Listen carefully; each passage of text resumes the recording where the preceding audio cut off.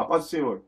Dando continuidade à nossa meditação e exposição da segunda carta de Timóteo, escrita pelo apóstolo Paulo, nós estamos agora no capítulo 2, do versículo 14 em diante, que diz assim: Traz estas coisas à memória, ordenando-lhes diante do Senhor que não tenham contendas e palavras, que para nada aproveitem e são para a perversão dos ouvintes. Procura apresentar-te a Deus como obreiro aprovado, que não tem de que se vergonhar, que maneja bem a palavra da verdade. Mas evita falatórios profanos, porque produzirão maior impiedade. E a palavra desses roerá como gangrena, entre os quais são Himeneu e Fileto, os quais se desviaram da verdade, dizendo que a ressurreição era já feita, e perverteram a fé de alguns. Todavia o fundamento de Deus fica firme, tendo este selo: o Senhor conhece os que são seus, e qualquer que profere o nome de Cristo, aparte-se da iniquidade. Ora, numa grande casa não somente há vasos de ouro e de prata, mas também de pau e de barro, uns para a honra, outros, porém, para a desonra. De sorte que, se alguém se purificar dessas coisas, será vaso para a honra, santificado e idôneo para uso do Senhor e preparado para toda boa obra. Foge também dos desejos da mocidade, segue a justiça, a fé, a caridade e a paz, com os que, com um coração puro, invocam o Senhor. E rejeita as questões loucas de sem instrução, sabendo que produzem contendas. Ao servo do Senhor não convém contender, mas sim ser manso para com todos, apto para ensinar, sofredor, instruindo com mansidão os que resistem, a ver se, porventura, Deus lhe dará arrependimento para conhecer a verdade, e se tornarem a despertar, despreendendo-se dos laços do diabo em cuja vontade estão presos. Está vendo? Paulo começa dizendo: traz estas coisas à memória, o que é aquilo que nós vimos. Lembra no versículo 7 do capítulo 2? Considera o que eu te digo, porque o Senhor te dará entendimento de tudo. Então traga isto à memória. Sempre aplique aquilo que aprendeu e foi instruído pelo apóstolo, que está escrito na palavra de Deus, que é o versículo 2, o que dentre muitas testemunhas ouvistes, confia a homens fiéis. Então Paulo fala: olha, traz isso à memória, ordenando-lhes diante do Senhor que não tenham contendas e palavras que para nada aproveitem, são para a perversão dos ouvintes. Ficar contendendo com palavras, intenções, debates, essas coisas, nunca trouxe proveito, mas a ministração, o recebimento e a fé exercida na palavra gera crescimento, amadurecimento, desenvolvimento e a ação de Deus na vida do homem, da mulher e do obreiro.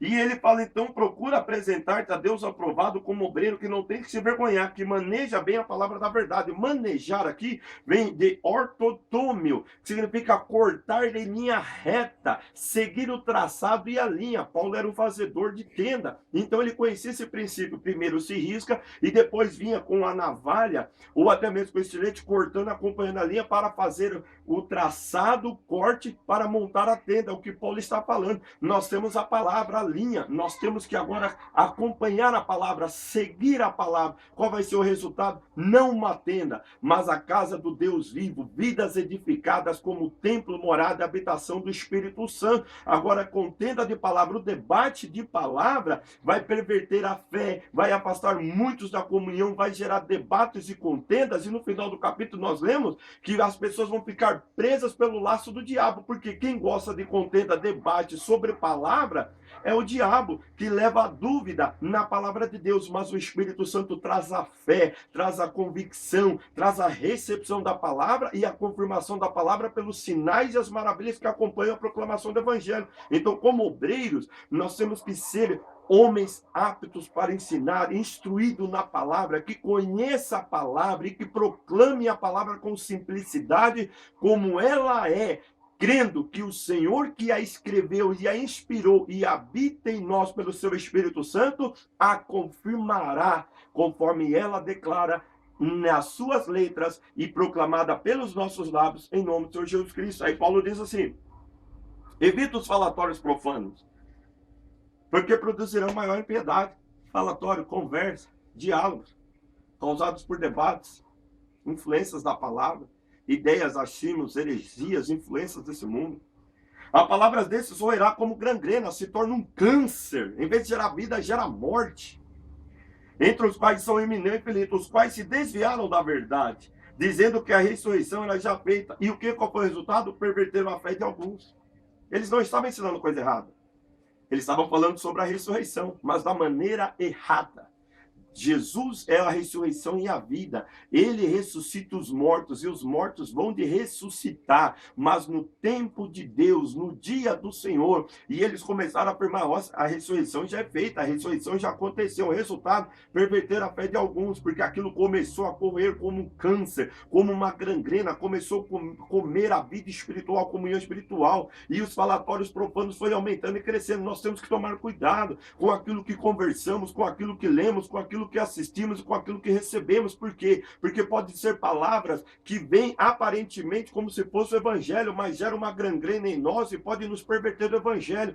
A palavra de Deus, fiel e verdadeira, de que ter aceitação é as escrituras, e quanto mais simples proclamada, como mais simples anunciada, maior é a vida, o poder e a realidade que ela traz na vida do homem e da mulher que se firma a palavra de Deus com o testemunho do Espírito Santo. Existe tanta complexidade, marketing entrou na teologia, filosofia entrou na teologia, psicologia entrou na teologia, princípios de liderança entrou na teologia, mas que tem gerado uma gangrena e tem pervertido a fé de muitos. Mas a palavra de Deus, como ela é, como ela está escrita e como ela está em nossas mãos, através da inspiração do Espírito Santo e sendo recebida com o coração aberto, gera vida e vida com abundância. Quer uma prova? A igreja apostólica, a igreja do princípio, venceu o gnosticismo, venceu o miticismo, venceu o legalismo, venceu o antinomianismo, como simplesmente firmada, alicerçada na palavra de Deus, na ação do Espírito Santo e no zelo no coração dele. Traz isso à memória e considera o que digo, que o Senhor te dará entendimento de tudo. E Paulo diz: todavia, o fundamento de Deus fica firme tendo este selo: o Senhor conhece os que são seus. Conhecer aqui se relaciona, tem contato, ligação, estar junto.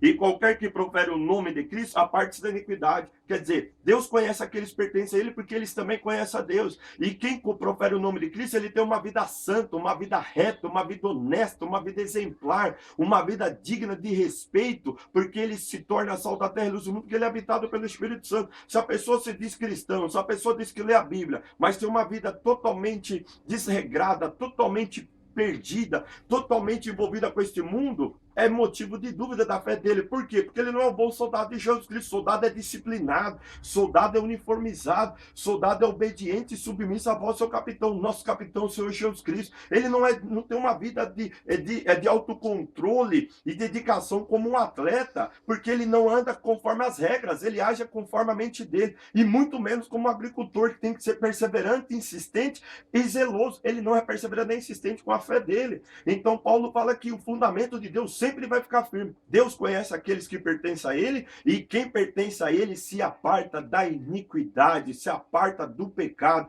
se aparta deste mundo e vive uma vida de consagração, de expectativa e de esperança na manifestação repentina, breve, do reino de nosso Senhor Jesus Cristo. Eles vivem sempre prontos e vigilantes, porque quando a trombeta tocar, eles estarão prontos para encontrar o Senhor. Como a parábola de Jesus em Lucas 12. Quando o Senhor vier e bater na porta, bem-aventurado o servo que abrir a porta. Eis que vos digo que ele entrará, sentar-se-á na mesa, será servido pelo seu Senhor.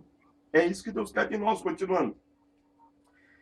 Paulo diz assim, olha: numa grande casa, não somente há vasos de ouro e de prata, mas também de pau e de barro, uns para honras, outros para desonra. De sorte que se alguém se purificar dessas coisas, será vaso para honra, santificado e idôneo para uso do Senhor e preparado para toda boa obra. Foge também dos desejos da mocidade e segue a justiça, a fé, a caridade e a paz com os que, com um coração puro, invoca o Senhor. Ele está declarando a casa de Deus. A igreja de Deus vai ter vasos de honra e vasos de desonra. Vasos de ouro e de prata, mas de madeira e de pau. Por quê? Porque aqui nessa terra nós podemos estar misturados, podemos estar juntos, mas o Senhor conhece os que são seus. Ele sabe quem pertence a Ele. E a vida de quem pertence ao Senhor e anda com Deus, o que ele diz aqui? Ele vai se purificar destas coisas, ele vai se purificar dos falatórios profanos, dos debates de palavra, das perversões, das más influências, da contaminação deste mundo. Outra coisa, ele vai se santificar, se purificar na direção e obediência à palavra, para que ele possa ser idôneo, apto, capacitado, pronto. e preparado para toda boa obra. Ele vai se preparar na palavra, na sua vida espiritual, na sua experiência, e ele vai ser usado pelo Senhor.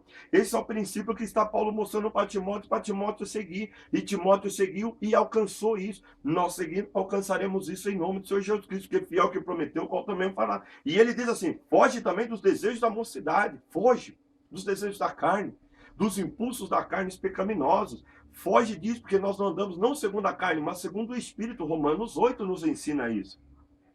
Segue, acompanhe, prossiga, junto ao lado, a justiça, a fé, a caridade e a paz, com os que, com um coração puro, invocam o Senhor. Comunidade.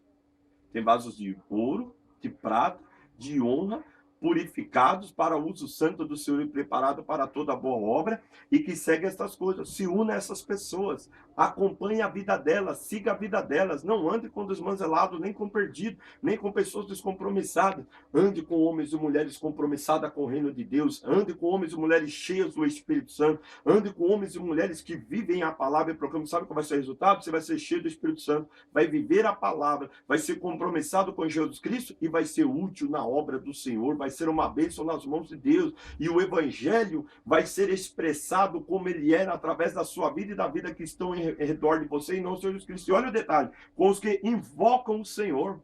O maior teste na vida de um servo e de uma serva de Deus não é o louvor, a adoração, nem a pregação, mas é a oração.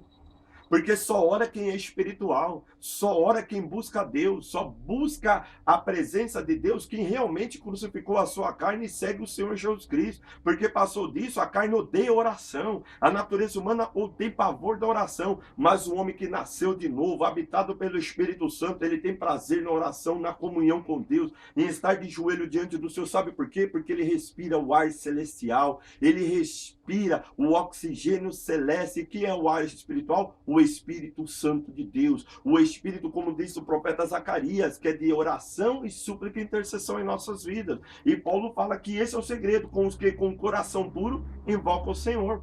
Que nós possamos aplicar isso em nossas vidas e viver essa realidade. E quem ora, Deus ouve e responde. E aquele que Deus ouve e responde, tenha certeza: tudo que eu oro, eu alcanço, porque o Senhor é fiel com a sua palavra, e eu tenho andado em fidelidade com Deus, em obediência à direção do Espírito Santo, conforme está escrito na palavra.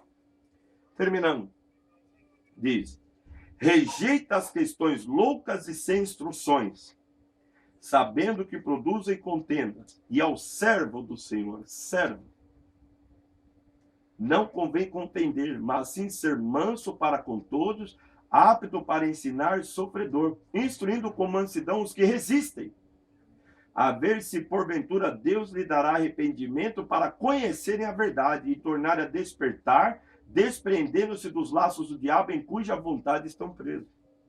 Esse é o nosso caminho. Quem ora, quem serve a Deus, quem anda com Jesus Cristo, quem é obediente à doutrina, à palavra, à comunhão e à liderança, ele jamais vai se envolver em questões loucas e sem instruções que produzem contendas. Por quê? Porque ele tem uma vida de oração, de comunhão, ele tem uma vida cheia do Espírito Santo, ele é direcionado pela palavra de Deus, que é lâmpada para os pés e luz para o caminho. Outro caso, ele é um servo do Senhor que sabe que não convém contender, mas ele é manso. A mansidão de Jesus Cristo está nele, porque Jesus, ele é manso e humilde de coração, e nele nós encontramos descanso para a nossa alma.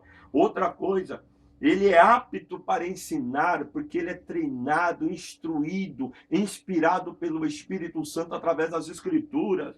Sofredor é aquele que resiste, paciente, perseverante, insistente, e que não se decai, nem se declina diante das adversidades, mas caminha firme e constante. Ele é instruído com mansidão os que resistem. Quer dizer, aqueles que resistem, que se aproximam, ele vai instruindo, ensinando, direcionando com mansidão, com amor, porque ele está cheio do Espírito Santo. E o Espírito Santo derrama um amor no coração dele e dela, porque ele está obedecendo a palavra de Deus. Timóteo fazia isso, e a igreja do passado fazia isso. Nós devemos fazer isso também em nome de Jesus Cristo. Por quê? Procurar ver, crer. Porventura, Deus lhe dará o arrependimento para conhecer a verdade. É Deus que dá o arrependimento. É o Espírito Santo que convence o homem do pecado, da justiça e do juízo. Nós não temos poder para isso, só Deus. E Deus usa nossas vidas para nos dar a palavra que toca o coração e que inspira a vida ao arrependimento. Por quê?